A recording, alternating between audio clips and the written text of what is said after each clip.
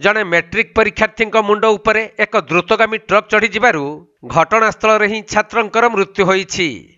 एपरी एक अभावनीय दुखद घटना घटी सुंदरगढ़ हेमगिर रास्तार चक्रामाल निकटरे। मिलिथिबा सूचना अनुसार सर्गीपाली ढेलसरार अमन राय नामक जड़े छात्र नियालीपाली हाईस्कल रे तांको मैट्रिक परीक्षा केन्द्र होइथिबारु से एक बाइक जुगे परीक्षा देबाकू जाउथिले। हेले चक्रामाल निकटरे विपरीत दिगरु अति द्रुत गति आसुथुबा एक ट्रक तांको बाइक को धक्का देई तांको मुंड उपरे चढ़ी जिबारु घटनास्थल रे ही तांकर मृत्यु होइथिला।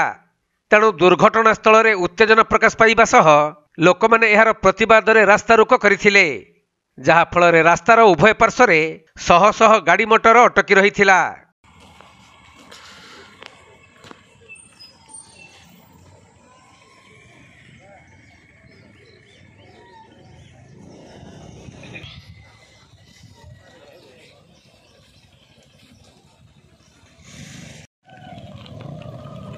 सुंदरगढ़ जिल्लारू चैतन्य पटेल रिपोर्ट, कोणार्क लाइव।